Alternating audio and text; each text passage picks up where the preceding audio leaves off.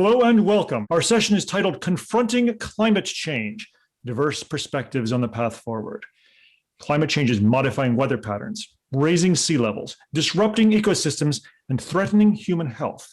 To reduce the impacts of climate change, to manage the unavoidable impacts, these will require profound changes in the world's energy systems, changes that will affect nearly every aspect of our daily life. From the different perspectives of science, policy, health, and business, our panelists, all distinguished members of the Harvard University faculty, will share their perspectives on the way forward.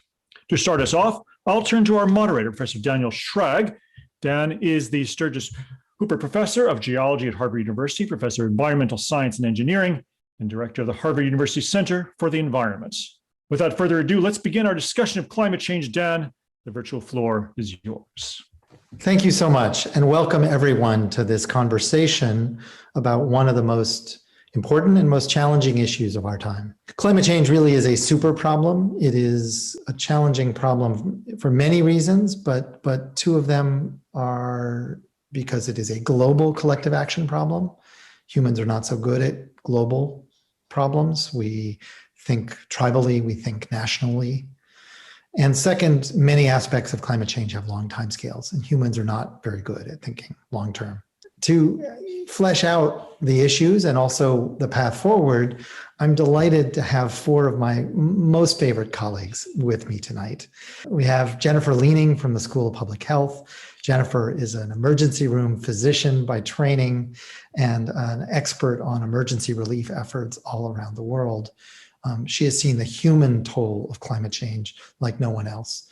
Rebecca Henderson is a professor at Harvard Business School, a university professor, and an expert on thinking about how business can be part of the solutions to climate change. She's written books about energy technology and innovation, and is a delightful colleague in her expertise and her influence on the business world. Peter Huybers, my friend and colleague in my own department of Earth and Planetary Sciences and Environmental Science and Engineering. Peter is a climate scientist who thinks about both past, present, and future climates. And welcome, Peter. It's great to have you. And finally, Jim Stock, my friend and colleague from the economics department and from the Kennedy School. Jim is an expert on econometrics, but also on climate policy. And he spent a couple of years in the Obama administration on the Council of Economic Advisors. Welcome, Jim. So I want to start out tonight thinking about this global problem. Jennifer, when we're, as in the middle of a COVID pandemic, the news was getting better. It's maybe a little worse today. And in Massachusetts, cases are going up, although deaths continue to drop, and that's a good thing. But during the pandemic, we kind of lose sight of the rest of the world. I think it's natural when there's a crisis for people to focus inward. The world is really suffering. You are someone who thinks about the world all the time, who hasn't forgotten that there are lots of people in the world less fortunate than ourselves. What's happening out there? And this talk of a green recovery and hope for climate change may not filter around to the developing world. Any thoughts about that? Yes, thank you, Dan. And good evening and greetings to the participants. And my colleagues. I think it's a really important question to talk about. This pandemic is not, in terms of numbers, affected, dwarfing the 1918 flu epidemic that occurred in the sort of months after World War I, and probably led to the death of approximately 18 million people. We are not reaching those numbers. However, this world connects much more tightly in terms of economics, politics, attitudes about the other, much more closely through media and travel and access to information that comes in both from your daily life and from what you read in the newspapers. And I would say that the pandemic has forced people to realize how weak their own governments are, how fragile their health systems are, how easily collapsed are their own educational systems, how fretful and anxious children and young people become, because there's no activity. They have a foreshortened sense of future, if any at all. And they are, it's wonderful to realize that they ache about this, that they worry about this, because sometimes you're not sure, but they are very worried that they're not getting an education. And this goes for kids in the standard 3 in Tanzania and for children going to the best schools in our U.S. urban areas. And there's a great deal of unemployment and massive underemployment. And many people have not been in the workforce in any disciplined way for 14, 15 months. There is a pent-up demand to travel among the wealthy and the upper middle class, but for lower middle class, however you categorize that around the world, and for poor people, which applies to the majority of the people in the world, travel has not been an option, but a sense of opportunity has kept them putting one foot in front of another and thinking that they are going to build a better future for their children, even if theirs is miserable. All of these aspects, to me, suggest that the appetite for wide-scale engagement and the capacity to absorb complicated information is probably at its nadir now. It is really, to me, a difficult world to communicate with because some of climate change knowledge has to be done almost on a group-to-group basis. So this is not a good sign for climate resilience and climate adaptation going forward, is it? You've been in Chad, for example, when people were coming from Sudan, pushed by drought and by war. This doesn't bode well for the future, this response to the pandemic, because climate change could be a lot worse. Is that right? That's true. I mean, climate change right now, I mean, I think we'll talk about it in this panel, that the risks of what will come with increasing heat in all aspects of our lives are accelerating beyond some of the more stable predictions of 10 years ago. But in Chad, we want to talk about Chad, it is in that area of the semi-Sahel, which is really merging with the Sahara Desert, and its sources of water are drying up quickly. They have shortages of potable water all the time now. Agriculture is very difficult to accomplish, except in the southwestern area of Chad. They're beset by various forms of terrorists and extremist groups. And they have always had a precarious income stream, which comes from trade. And trade is really dropped, and people are not moving much because of COVID. So the options for livelihoods, let alone the appetite for information, have really diminished. And in areas that are going to be most directly and soon affected by climate change, like Chad, the Sahel, the Mideast, parts of North Africa, they are in a state of insularity, I would say. They're also closer to the engine room, so they can see how hard their lives are, and they might anticipate in a more concrete way what getting worse might mean. That's the only possible plus in this picture. So when we think about some of the ways that climate change is going to affect the poorest people in the world, certainly food is right up there. And where lack of access to food has always driven mass migration, and along with conflict and other aspects. Peter, as a climate scientist, you've been thinking about food and also conflict in the context of connection to climate change. You want to share some of your insights? Sure, I'd be happy to. First of all, I'm really pleased to be here with my colleagues, and thank you for joining us out there. These are such incredibly important topics, and we're talking about the intersection of two major global complex issues that are playing out in the short term, here and now, rapidly unfolding in COVID-19 and slowly unfolding in a way that we can foresee in many ways with regard to climate change. And I think it's apt that we think about both of them at the same time, because they pose these grand global challenges where we do have to have a capable response if we're going to avert suffering. For climate change, let me tell you some of the questions that I have. And now, well, we know it's going to get warmer. We know it's going to warm more rapidly over land. We know that we haven't yet come into equilibrium even with change in atmospheric composition that we have. And certainly given the trajectory in terms of needing to go to a carbon zero situation, it's going to be some time in coming before we can even stabilize the climate. What I'm wondering about is how is that going to play out for food production? And there's a lot of aspects to food production that one wants to think about. We want to think about nutrition. We want to think about caloric supply. We want to think about stability of supply of food and the right amount of food for the right people. But the thing that I come to is really in many ways been brought to my attention by Jennifer more than anyone else, is the chronic hunger and inadequate nutrition devastating. And there's a sad fact that since 2015, the number of people who are undernourished across the planet has been increasing. This predates COVID. COVID is thought to probably going to add about another 100 million people who are undernourished on top of the 690 million people that were already undernourished prior to COVID-19. And that reversal in food fortunes, well, where does it come from? And this is a complex topic, conflict being a really obvious contributing factor. But there's this underlying pressure associated with climate change and things like increases in floods, the propensity for droughts, changes in the timing of the seasonal rains in many places, probably figure in major ways. So far, we've seen kind of the initial perturbations that we're going to get from climate change.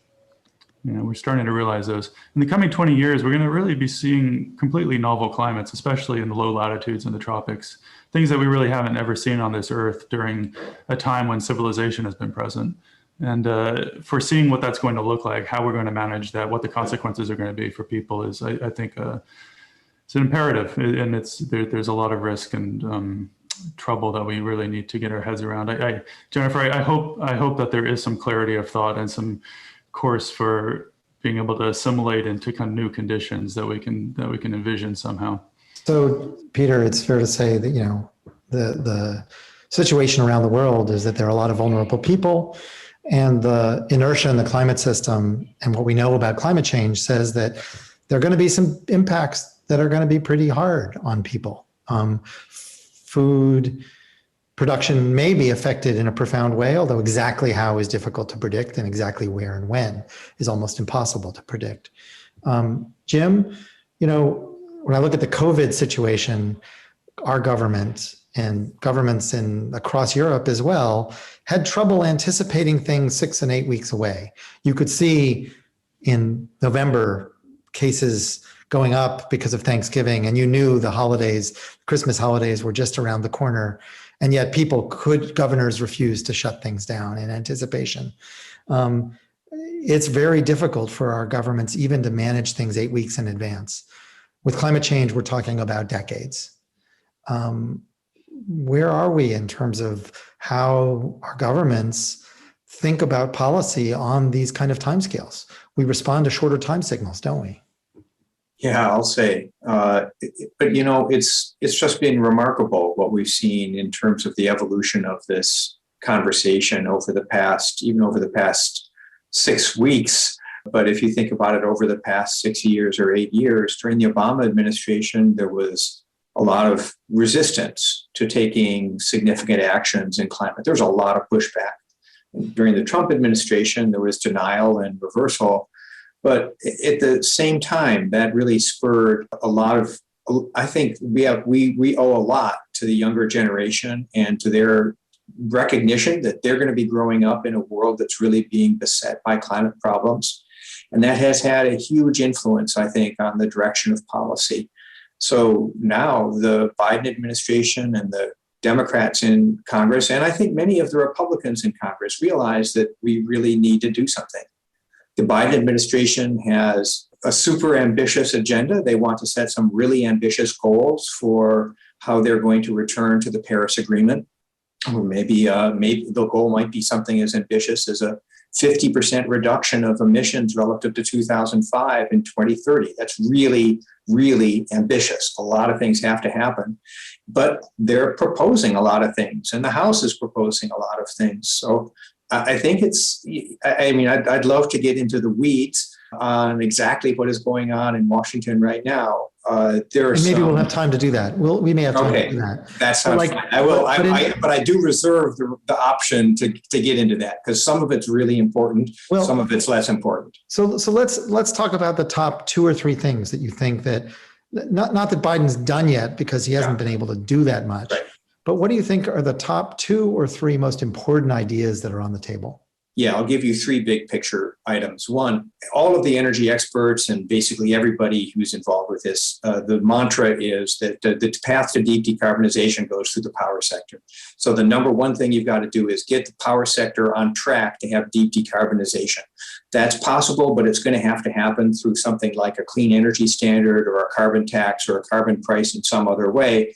There's efforts. That is a cornerstone. That's a cornerstone of the House bill. That's a cornerstone of what the Biden administration needs to do. That requires going through Congress. That's going to be hard work. Second one is really facilitate the transformation to electric vehicles. It's hard to believe, but I think my forecast is that in maybe 3 or 4 years, we're going to be hitting price parity where the price to own and run an electric and buy an electric vehicle, forgetting about subsidies, is the same as an internal combustion engine. And at that point, we need to be ready for people to want to adopt through very, lots of little details, some important ones like charging stations and where do you charge if you own an apartment and you don't have your own parking spot and so forth, to lots of other odds and ends. Getting the stage ready for that big moment, that's incredibly important. And the third one is tackling a lot of the green technologies that we don't have. So you can envision how you can get to 50% reductions or 60% reductions, but at some point, we don't know what to do. Like, we don't know what to do about aviation fuels, and we don't know what to do about steel and cement. And there's lots of engineering studies and science studies, but we've got to turn that into reality. And that requires a lot of green R&D. Thanks, Jim. So Rebecca, back in 2009, when President Obama wanted to do something in this space, the world was very different. Solar was expensive. Wind was cheap, but not as cheap as it is today. But the business world also looked very different in terms of this particular issue. It was sort of more a classic battle between the greens and the oil and coal industries. The landscape's different now. The business world has woken up to this, at least in terms of what they're saying. You want to tell us a bit about that? Things have really changed in 10 years. I would say that a majority of the CEOs of the Fortune 500 and most of the big investors absolutely accept the reality of climate change, and most importantly have come to see it as a systemic risk to the well-being of the economy and the financial sector. So I think the business case for addressing climate change has gotten much, much stronger. And at the same time, as technology to tackle this has got cheaper, and as more and more firms are seeing the opportunity, Jim just mentioned there's going to be a total revolution in transportation. A lot of people going to make a lot of money. Real revolution in the power sector. A lot of people going to make a lot of money. So we're seeing firms really beginning to move where there are business cases. Now, business can't fix this. I mean, Jim gave us a sense, and Jennifer and Peter, of how big this problem is and the fact that we need government action, we need some kind of price or tax on carbon, and we need massive R&D to drive this transition. But the fact that the business sector is moving is, I think, more helpful than not. A very hopeful sign. I think that's a wonderful perspective. And, GM's announcement and Ford's announcement on their anticipation of being fully electric by the middle of next decade, mid 2030s, I think is inspirational in terms of making Congress move. That's what I'm curious about. The question of corporate responsibility extending beyond their own operations, their own carbon footprint, but actually to say, you know what, we actually want government to solve this problem. I sense we're close to that, but we're not quite there. If we ask, who's Google paying in terms of lobbyists in Washington? It's not to lobby people on climate change. Who is Microsoft lobbying? Who is Walmart paying to lobby? They're very progressive on their climate statements, and I think their beliefs. I know Larry Page. He's truly committed to climate action, and yet that's not what the company is paying They're not financing PACs to make sure they elect climate-friendly people. Do you think we'll see that at some point? I hope so. I think it would make an enormous difference to have a significant fraction of the private sector come out and really come out, be willing to put their money where their mouth is and say, we need climate policy and we need it now. There are at least two barriers. The first you mentioned right at the beginning, which is this is a collective action problem. So yes, I could try and persuade the government to act on climate change, but will you? Why should I divert my resources and put my reputation potentially at risk to do that? And that's the second issue, which is one of the two major parties in the US still has not accepted the reality of climate change. And if you're a business person and you look at the political wins, yes, the Biden administration is in now, but who will win the midterm? It's possible, in fact, almost plausible the Democrats will lose the Senate and the House. So you don't want to really alienate one of the two political parties that's likely to be regulating you again pretty soon. This is a big lift. To try and persuade firms that no, they should put themselves out there. It's worth doing. I think it's possible. I think employees and customers are beginning to push very hard to see that happen. So I'm confident it will happen, but I'm not confident it will happen next year. So we don't want to make this purely US focused, although we could talk all evening about US policy. These big companies do care about the people that Jennifer is talking about. That's many of their future markets. Is that right? Jennifer, do you see a positive engagement with the business world in the world that you think about? No, but that is not to say there won't be. There has to be something imaginative and more retail. That is ways in which people can still have a phone, ways in which they have some kind of fuel or stove that is going to be more green than what they now rely on. A way that they could have the jitney bus that goes to market, and is a 20-mile drive, be electric in the same way that we're looking forward to that for this country. The economies of scale may not be there, but there would be an appetite to have something that was less expensive and just as functional. And I think there would be a quite heavy uptake, in part because to get that to happen, attention has to be paid. There has to be an alliance with the government and with the local authorities to say, guys, heads up, this is what we're all trying to do. General Motors is doing this, so is Amazon, so is Microsoft. These names are, household names in most parts of the world, unless you go very up country. So they will get a sense, because they're using some of this stuff, that there is a shift in consciousness, and that will help them get excited and feel that they're not trickle down, but they are parallel participants. If I could, just on the points that Jennifer is raising, in the past we've had lots of attempted international climate agreements, and essentially the theme of all of them is let's hold hands and make sacrifices together. And of course, people haven't been willing to do that. So the view that I certainly have is that actually what the developed countries need to do is we need to really invest. We need to make it easy and cheap for the rest of the world to be green. So it's our job to invent the technologies and to really push them down the cost curve and to get them at a point where there really is a green solution to those, to wood stoves. There really is a green solution to those jitneys, and it's a cheaper solution, so people want to use those solutions. And I think that's the key policy challenge, I think, as we look over the longer term, is how can the government actually play a useful role helping the private sector to make these really big developments to allow the rest of the world to be green. Jim, it's interesting. I would have said the key policy challenge is getting people in the developed world up for making the kinds of transfer of resources and technology you're talking about, because I completely agree that's what needs to happen. But I think we need to build a stronger collective sense that it's in our own interests. I mean, yes, there's a strong moral case, but I mean, Jennifer, to your point about what's happening to agriculture in Chad, you can see a world in which millions of people start migrating north. And that's a massive problem for the developed world. So I think building the political will to do some of this is as important as the policy design. Yeah, I totally agree with you, Rebecca. I mean, what I often talk about is this forced distress migration that comes from a collapse of livelihoods because of climate change. And therefore, what always happens, what's happened for centuries in terms of the Horn of Africa, but you see it, is people move. You're now seeing it more in other parts of the world.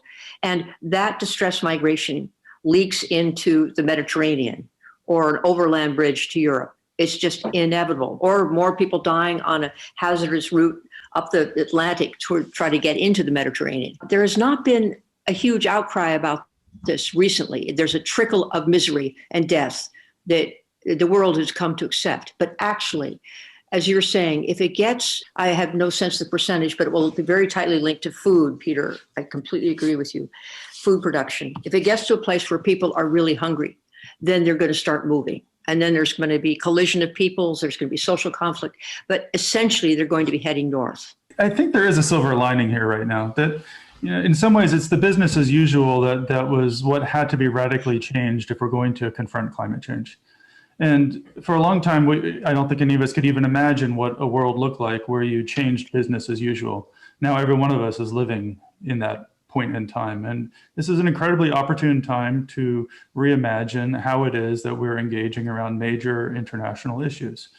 Actually turning that into real policy and having it be substantial is no small feat. But this is a very special point that we are existing in right now, and we ought to try to capitalize on it. So it is a special time. At the same time, at least in the US, the reality is that in the US Senate, it's not at all clear, even if it happened by budget reconciliation, or if they did away with the filibuster, it's not clear that climate legislation would pass. There are at least 2 and maybe 3 or 4 Democratic senators who might oppose aggressive climate legislation.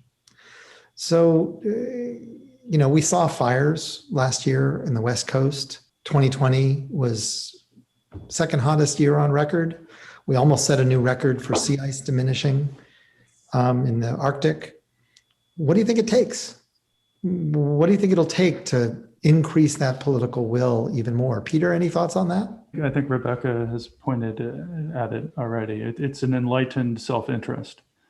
Right? We are not distinct. We can't build walls and keep the rest of the world out. We can't keep the oceans away from us. We can't keep the weather away from us. We have to contend with the welfare of other people on this planet if we want to ensure our own welfare, and maybe we even have a broader vision than that.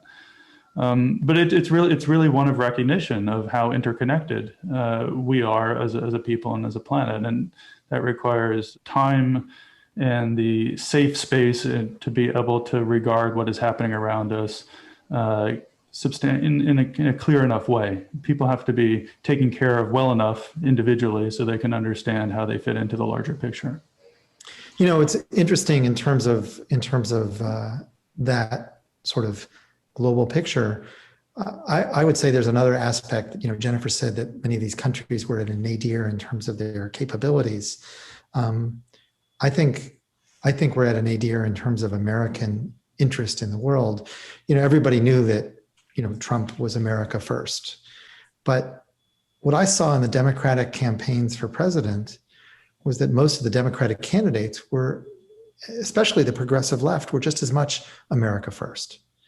We weren't talking about climate change as leading the world to solve a global problem, and that American leadership was there.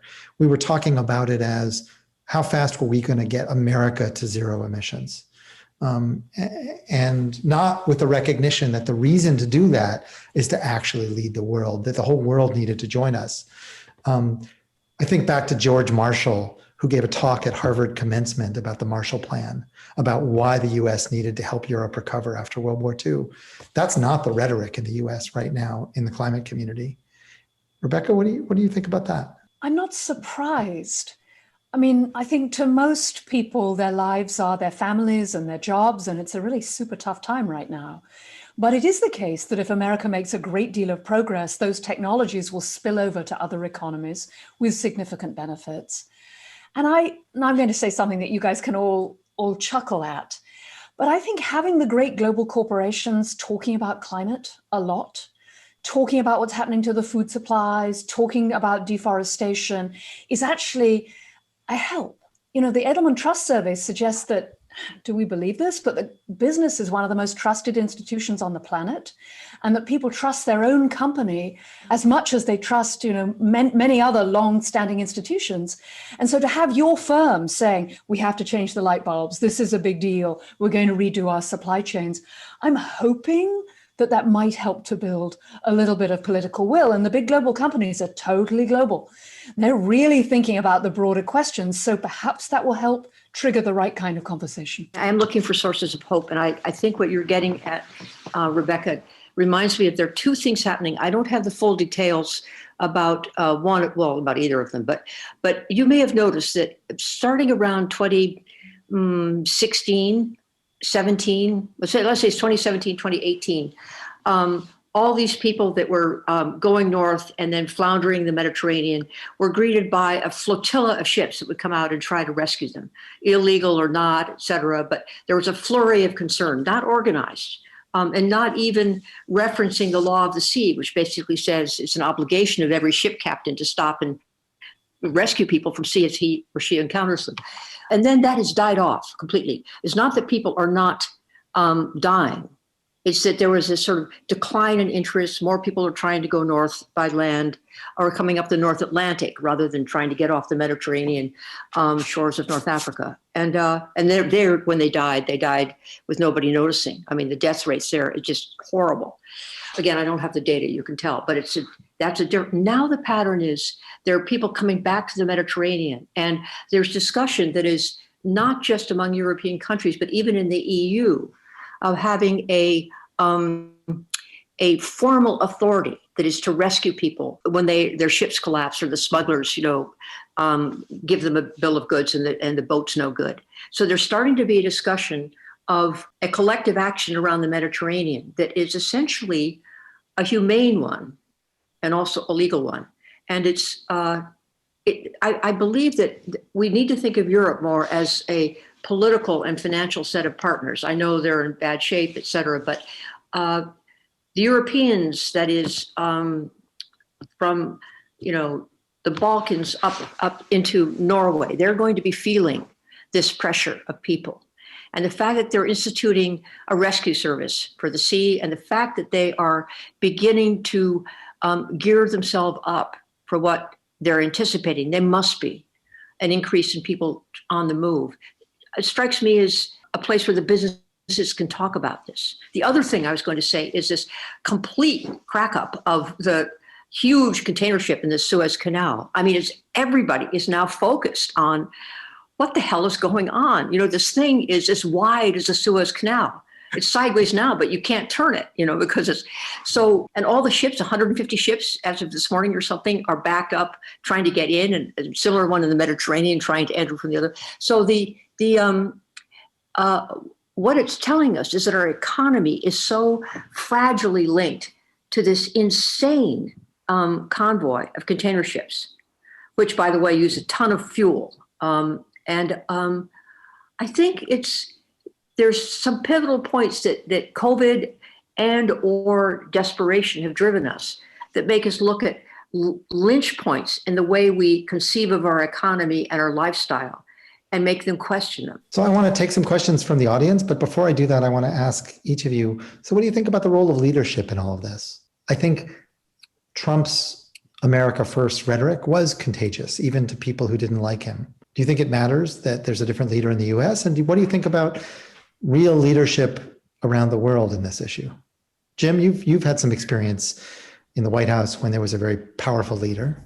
So I think, leadership clearly does matter. So there's no question that President Obama really wanted to do more than he was able to. There's no question, but that we all felt the influence in one way or another of the Trump presidency. And there's no question but that President Biden is really trying to move forward in a really aggressive, across-the-board way. But, leadership, I guess maybe I'm enough of a structuralist that leadership is only so much. And where does the support for that leadership come from? It comes from the people. And I'll just go back and maybe just use this as an opportunity to push back a little bit on the anti-globalist sense. I actually think the really big thing that's happened in climate politically has been the youth movement. It's been Greta Thunberg, and it's been the American leaders, the Sunrise Movement. It's just been transformative in terms of thinking about the politics, and that's an international movement. So, and I think it recognizes that this is a global problem. The fact of the power of the youth movement pushing us to do better, those of us who have influence, that's what makes me the most optimistic of all. We have a lot of great questions in the chat, and I want to get to as many of them as I can. But let me start with one. Anybody can answer, but I want to gear it towards Rebecca because she wrote a book about it. Do we need to change capitalism to actually solve this problem? Certainly. 288 pages in a minute. I bought a copy the other day, by the way. Well, owning it is fabulous, Dan. It's not necessary to actually read it. We need to reimagine capitalism. We need firms to understand that, yes, they need to give a decent return to their investors, but that the long-term stability of the economic system and the social system is critically important. They have a strong interest in sustaining it, and they should be deeply engaged in climate change. I'm a complete climate hawk. And what that means is that I am like a single issue person here, which is that we need to get tons to zero. We need to get our emissions to zero. We can do that in the current capitalist structure that we have. We can do that with the current institutions that we have if we're somewhat lucky in terms of getting things to work in the Senate. And it seems to me that asking for big changes when we actually need to reduce tons, we should just focus on reducing tons. I think that that's a plausible thing for us to be able to do under the current circumstances. So let me be precise about the big change I'm hoping for, Jim, and Dan already raised it. I think firms should be pushing hard politically for government regulation to support the change we need. And that's a real shift in how firms think about themselves and what their duty is. But I think it's absolutely central if we're going to solve this problem. And let's be even more specific. And this is one of the questions. What has been the most effective tool in addressing climate change? But let me change that question a little bit because it asks about government regulation or corporate efforts or educational advocacy efforts. But the question is not just what has been, but what will be the most effective going forward. I think it's a will to do something and then a will to make some hard decisions. So the EU has adopted quite a while ago an emissions trading system. A lot of European countries have adopted carbon taxes. Those have reduced emissions. They haven't been transformative in part because the prices have been a little low, but in part because they haven't had the technology and resources. But there's a variety of tools that are out there, both carbon pricing and technology spurring tools. We have adopted virtually none of them. So, we have in the US, we've basically done almost nothing.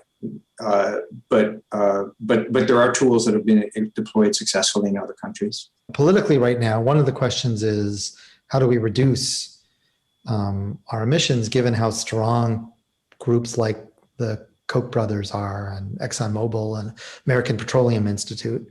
The perception is that, you basically have those people spending huge amounts of it's a little bit like the NRA. You have those people spending huge amounts of money on one issue without a whole lot of money spent on the other side, despite the billions of dollars going to the green groups. Those dollars are going to the green groups. They're not going to political action committees for candidates. They're not going to campaigns. Where does that money come from? Any thoughts? I'm with Jim. I think a popular movement is what we need. I remember going to a Greta Thunberg rally and afterwards seeing a 5-year-old girl and her 7-year-old sister walking down the Thames going, "What do we need? Climate action. Why do we need it now?" It's real social change. I'm going to make a horrible generalization, has come because people really want it. And yes, money is really important. I spent a lot of time talking to senior business leaders about how they should be funding this kind of political action. But for the reasons I mentioned, it's a super tough sell. So I don't think we can wait around for other people to do it. We have to organize. We have to drive the change ourselves. And the American Petroleum Institute this morning issued a statement saying that they wanted to have a carbon tax. ExxonMobil did too, Jim. Yeah, I know. I really wonder. I bet you that if we were in the room with the lobbyists they pay when they speak to members of Congress, I bet you that's not what they're saying. What they're not saying that the American Petroleum Institute's highest legislative priority is to get a comprehensive carbon price. I would bet a lot of money that that's not the case. But there is real change. I mean, the Chamber of Commerce came out in favor of some kind of climate policy, so that there is movement and it helps make political change more feasible. There's a productive aspect of disasters also, because it changes people's minds. And then if there's a long periodicity before the next one, they revert back to business as usual. But the disasters are coming fast and furious and hitting similar areas now. And so the Houston area has been really hit, as we all know, by various aspects of climate change, particularly this huge abundance of water and then a cold freeze.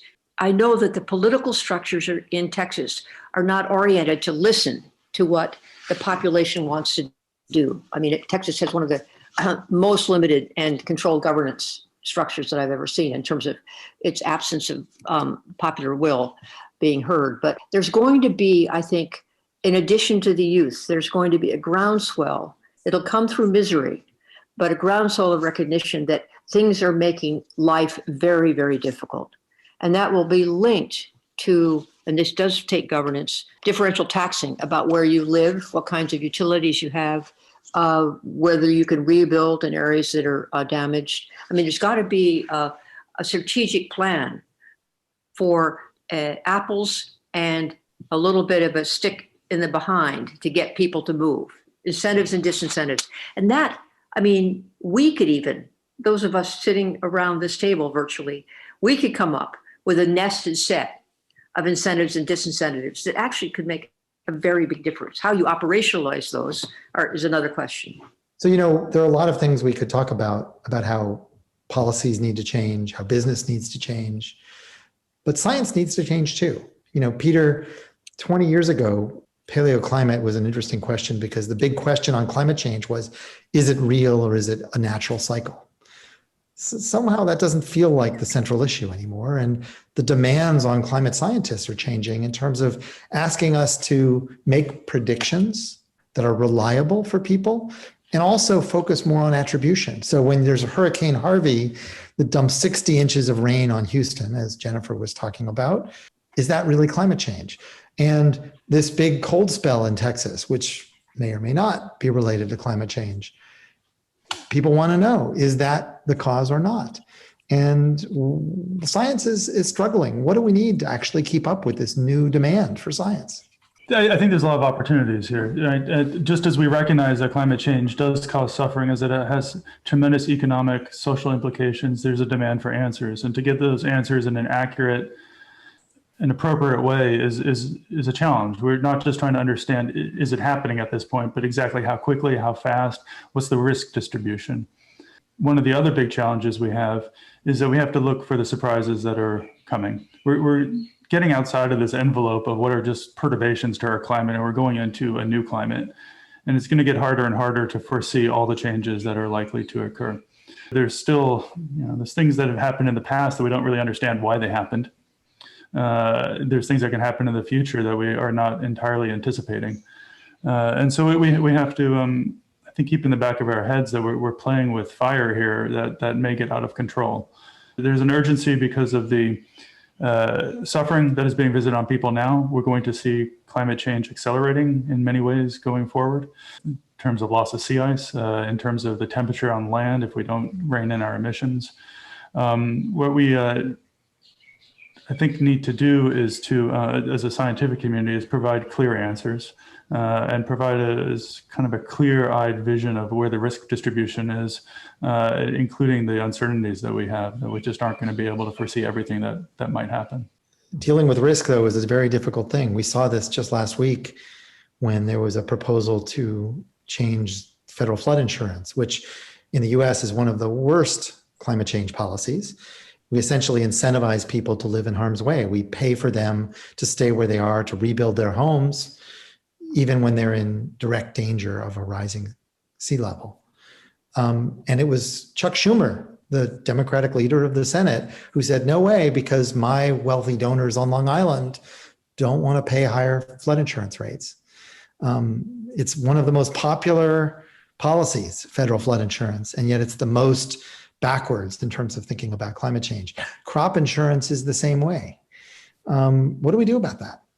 People don't want to do the right thing. Well, that's partly because the right thing is right aggregated over tens of thousands of people, but the right thing is likely to be very painful for you and everybody you know in your locality. And that goes for both kinds of insurance. Problem, right? Exactly. So that I knew there'd be, Chuck Schumer, that's completely understandable. And any of the representatives, Republicans or Democrats from North or South Carolina, are going to say same things because part of it is because the people don't want to pay more. But part of it is that they know that the people who are getting hit hardest by those floods, not just on the barrier islands, but outside the towns and cities of coastal North Carolina and South Carolina, they actually are relatively poor people. There's a big racial divide in terms of what happens to populations. And if people are going to move inland to get better housing and escape the low-lying lands and the floods, they're going to move into areas where they may not be welcome. And so there's another concern that is not voiced about who moves where. And that was certainly the case, not the wealthy ones on Staten Island, but after Hurricane Sandy, there were a lot of people who were thinking of moving. They couldn't afford going inland. So they stayed on the area. If they had subsidies to go and buy and build something further inland, they wouldn't have tried to rebuild in an area that they knew was completely hopeless, but they were getting flood insurance to do that. So the policies are actually perverse when you come to human behavior. And we have to be thinking in a more fine-tuned way about what will persuade populations to move and what will persuade other populations to accept alien, quote unquote, populations moving into their midst. It's interesting how technology really does matter.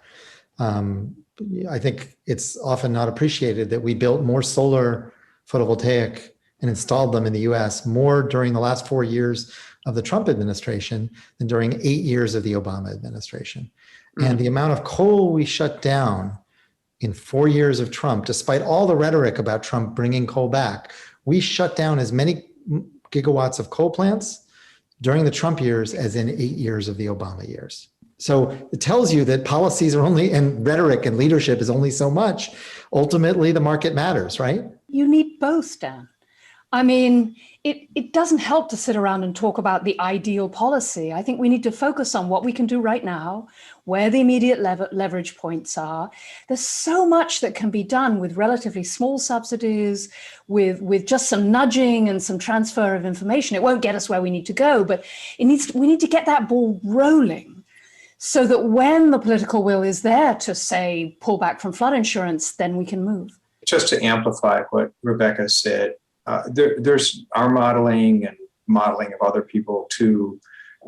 If there were a carbon tax just in the power sector that was the equivalent of 25 cents a gallon, okay, so it doesn't, that you have to convert over to units of the power sector, but the equivalent of 25 cents a gallon or $25 a ton, that would get us to about 90% decarbonization by 2035 in the power sector. Just that. It's a tiny, tiny little thing. And that's all we need to do to get to 90%. Now, to get to 100%, that's actually quite hard. But to get a long ways, we can, it's like if we want it, we can have it. I agree with you both. This island that I'm on, Martha's Vineyard, I was mentioning to Dan that a large number of the houses still, the year-rounders, use wood for fuel, because everything else is too expensive, electricity and oil. If there were a uniform policy for how you got solar panels on your land and it was subsidized, it wouldn't cost very much. Now you have people calling you up and saying $25,000 and we'll put something on your roof. And then other people say, well, I thought there was a state policy where you could get it free. If just for this island in Massachusetts, there was a clear and very low cost way of putting solar panels on the ground or on the roof, everywhere you looked, that could make a big difference. Martha's Vineyard is not a good place in terms of carbon sequestration at the moment, but the kind of policy that Rebecca and Jim were talking about shouldn't be that hard. I mean, I'm saying that, but it could be conceived and actualized, it would seem to me, from the state level. What role does K-12 education need to take to raise the next generation to solve the problems they will face and make them understand they're global citizens. What's the role of K-12 education? And let's extend that through the undergraduate and graduate years, because that's partly what we do. But I think the younger children is incredibly important. It's incredibly important, not just so that when those children grow up, they will know what to do, but because so many parents are moved by their children. So many business people I know have moved towards climate change because their children have insisted. I think that's exactly right. It's also the kids who are going to reimagine the world in a way that is necessary. And we have to look to their kind of ability to grow in new directions, ultimately, if we're going to solve this problem. I think one part of the teaching should be a component of wonder about what the natural world is like. And part of the teaching should convey to kids, even young kids, a sense of impending loss, about how many birds you see this season compared to 3 seasons before. Go count the birds next season and bring together sort of accountings about tree loss, changes in shrubbery, rainfall decrease, and the birds. We're losing birds rapidly. And kids will just, that's something that is in their field of imagination. What makes you most hopeful and what makes you most pessimistic in our fight against climate change? I got to say, there are so many wonderful questions. There are questions about what Harvard should do. There are questions about solar geoengineering, about Brazil and the rainforest. I wish we had time for all of them, but I want to end on this question. What makes you most hopeful and what makes you most pessimistic? And maybe you could start with the pessimistic and end with the hopeful. Let me just jump in. The pessimistic is the mess we have in Congress and our political system. And it's so sad that we actually have a fair number of moderate Republican senators that would like to take action, that are spoken in favor of a carbon tax, like Romney and Murkowski. And we can't seem to turn that into action because of our political mess. And so that's the most pessimistic part of it. Most optimistic is what we were just talking about. And what I said before is that it's just fantastic what the youth movement has done. And we're going to see as we get more and more youth growing up, we're going to see great things happen. And hopefully that makes the optimism better than the pessimism. Absolutely. Peter. The tragedy of the future commons is a really complex, thorny issue to solve. But I think, like Jim was saying, there's points of leadership that are emerging in all sorts of directions. I take hope from seeing this across the board in so many different places. We're learning to globally rise up to the challenge with a variety of different mechanisms. I hope we're up to the challenge. I hope that people in leadership and people in positions of influence and security adapt faster than the environment does, because the environment is not handling climate change very well. I'm pessimistic because things are moving so fast and we are moving so slowly. I'm optimistic because we have the skills to address these issues. We have the resources, we can build the technology, we can solve this problem. Thank you. I got to say, I wish that the 4 of you were sitting here at my dining room table over some good food and some good wine. I like to think that this conversation that we just had may not be quite like our dinner table conversation, but isn't that far away from ones that I've had with you in various combinations, and wish I could have you all here right now. My hope for the future is that we will be back together, because I feel like our institution has an important role in helping to train our students who will be global leaders, and also help educate the world towards a solution and nudge the world towards a solution. Thank you, Rebecca. Thank you, Jim. Thank you, Jennifer. Thank you, Peter. Thank you. And it's thank you for all of you who were listening. I'm sorry if we couldn't answer all of your questions, but this has been a wonderful event. Thank you for joining us. Good night. And thank you, Dan, Jennifer, Rebecca, Jim, and Peter. Thanks to all of you who have joined us today. We hope you'll join us soon for our next signature event. Information on upcoming events, as well as recordings soon of this event and past ones, can be found at vpal.harvard.edu/events. So good night, everyone. And thank you for joining us for this dinner table conversation on climate change.